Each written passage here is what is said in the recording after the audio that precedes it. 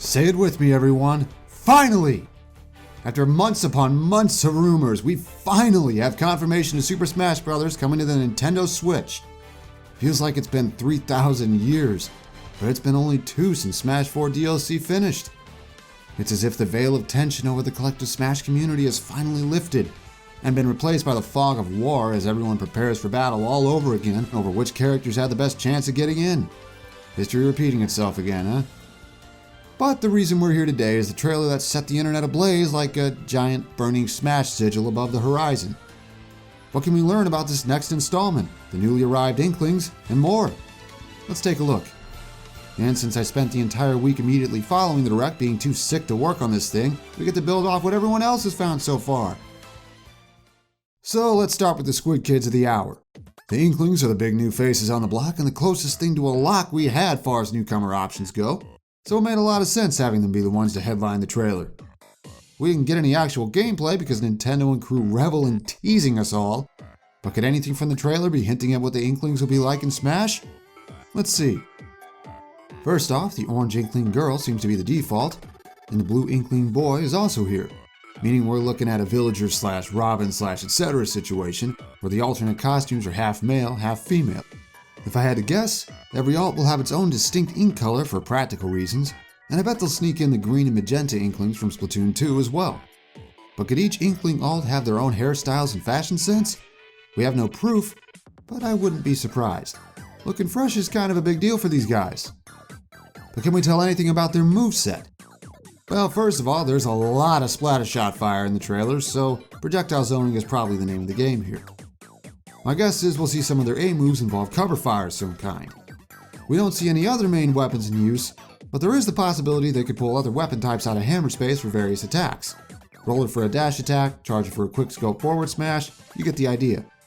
Again, no concrete proof of that, but it would add a lot to their moveset potential, and it's the kind of creative decision we've seen the Smash team do in the past as something they felt would add to their concept overall. The only other attack we actually see in the trailer is when this splat bomb gets tossed.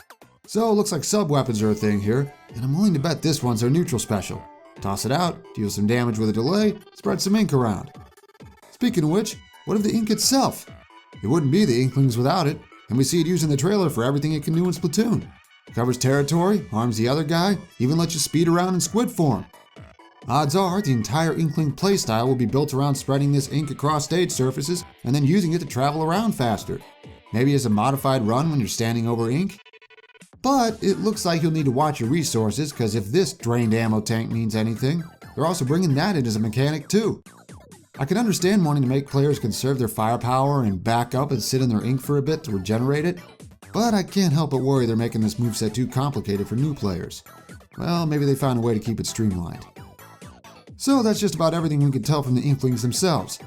Though if you want more ideas of what they might be like, I made a character concept 1.5 years ago.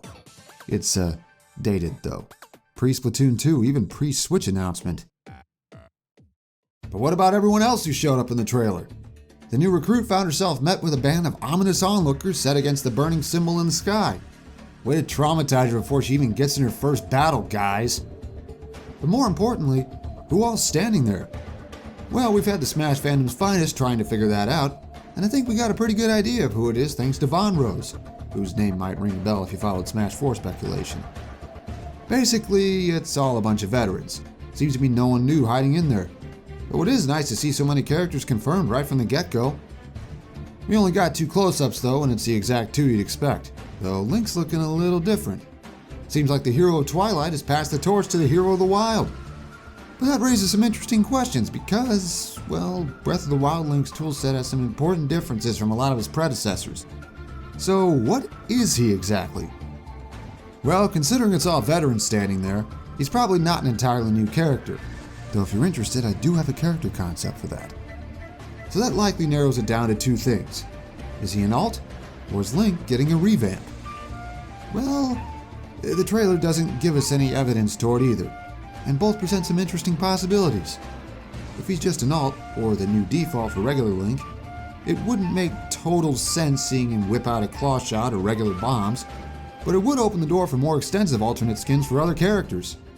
Mario in his various Odyssey outfits? The Fire Emblem crew with alts of their promoted classes? A lot of potential there. but if it's a revamp, who else could be getting one too? Could Zelda also be getting changed as well?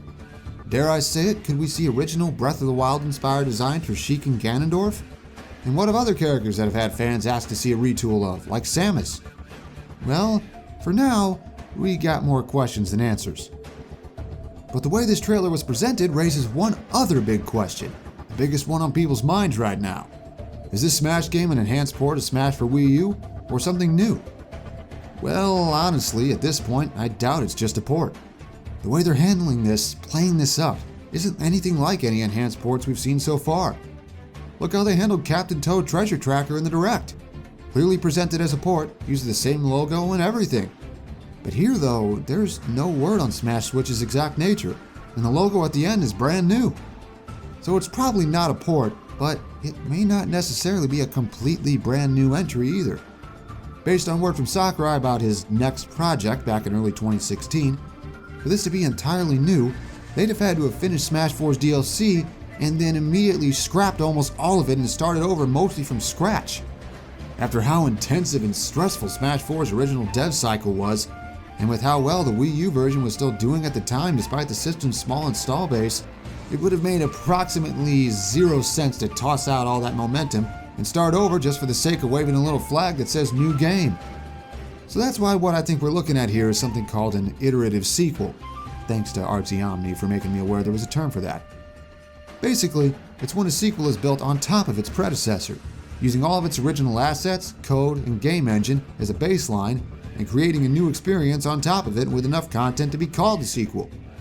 We've seen this kind of thing in the past with Majora's Mask, Super Mario Galaxy 2, and yes, Splatoon 2. And I'm not just blowing smoke here. We've had some credible rumors suggest this was the case weeks before this thing was announced. So in short, an iterative sequel seems like the most likely thing we're looking at here.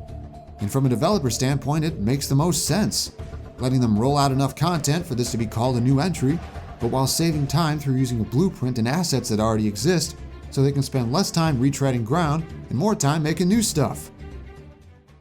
In conclusion, our first tease of Super Smash Bros. On the Switch managed to give us a glimpse of what to look forward to, while also leaving us with so many unanswered questions that we'll probably drive ourselves insane trying to figure them out until E3 comes.